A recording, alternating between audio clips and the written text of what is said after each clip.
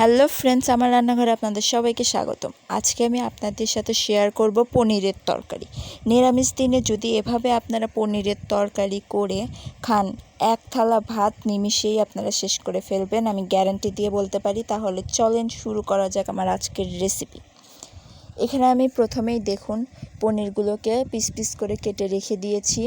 এটাতে কিন্তু লবণ আগে থেকেই দেওয়া ছিল। এবার আমি কড়াই গরম করে তার মধ্যে তেল দিয়ে নিলাম। তেলটা একটু গরম হয়ে আসলে এর মধ্যে দিয়ে দিচ্ছি আমি একে একে পনিরগুলো। আমি সবগুলো পনিরের মধ্যে দিয়ে এভাবে নাড়াচাড়া করে উল্টে পাল্টে লাল লাল করে ভেজে নিব। আপনারা অবশ্যই এদিকে খেয়াল রাখবেন, লাল লাল করে এটাকে ভেজে নিতে হবে। এভাবে লাল হয়ে গেলে আমি পনিরগুলোকে তুলে রেখে দিব। এবার আমি ওই তেলের মধ্যেই দিয়ে দিলাম আলু। এখানে আমি আলুগুলোকে কিন্তু সেদ্ধ করে রেখেছিলাম।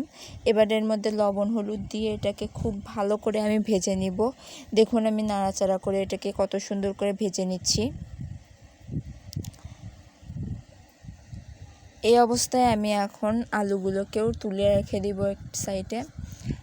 আলুগুলো আমার ভাজা হয়ে গেছে। আলুগুলোকে আমি পনিরের পাশে তুলে নিচ্ছি।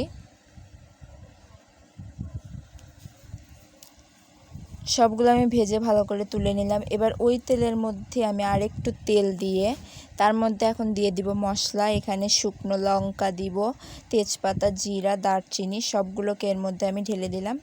দিয়ে এবার এটাকে একটু লাল লাল করে ভেজে নিব। এবার এর মধ্যে দিয়ে দিলাম 1 চামচের একটু বেশি একটু শুকনো লঙ্কা বাটা। এবার দিলাম আদা বাটা, জিরা বাটা, ধনিয়া বাটা সব কিছু দিয়ে আমি এটাকে ভালো করে কষিয়ে নিচ্ছি। এর মধ্যে একটু হলুদ দিয়ে খুব ভালো করে এটাকে আমি নাড়াচাড়া করে কষিয়ে নিচ্ছি। এই পর্যায়ে এর মধ্যে দিয়ে দিলাম 1 চামচ লবণ, দিয়ে এটাকে আবারও খুব ভালো করে আমি নাড়াচাড়া করে নিচ্ছি। এবার দিয়ে দিলাম 1 বাটি টমেটোর পেস্ট, দিয়ে এটাকে আমি নাড়াচাড়া করে এর মধ্যে 1/2 চামচের মতো একটু চিনি দিয়ে দিলাম। মিষ্টিটা আমরা এজন্য দিই যাতে টেস্টটাকে আমাদের ব্যালেন্সে রাখতে সাহায্য করে। অবশ্যই আপনারা এই টিক্সটা ফলো করবেন। এবার সামান্য এর মধ্যে একটু জল দিয়ে খুব ভালো করে আমি মশলাটাকে কষিয়ে নিব।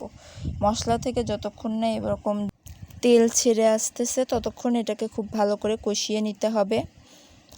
এই পর্যায়ে এর মধ্যে আমি ভেজে রাখা আলুগুলোকে ছেড়ে দিলাম। আলুগুলোকে দিয়ে খুব ভালো করে আমি মশলার সাথে কষিয়ে নিব।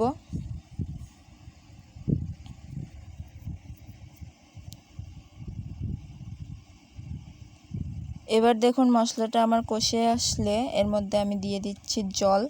পরিমাণ মতো জল দিচ্ছি। খুব বেশি জল কিন্তু দিব না, কারণ এটা খুব বেশি ঝোল কিন্তু হবে না, মাখা মাখা টাইপেরই হবে। এবার এটা 4 থেকে 5 মিনিট আমি খুব ভালো করে ফুটিয়ে নিয়ে এর মধ্যে দিয়ে দিচ্ছি ভেজে রাখা পনিরগুলো। দিয়ে এটাকে দেখুন আমি নাড়াচাড়া করে পনিরগুলোকে জলের মধ্যে ডুবিয়ে দিলাম।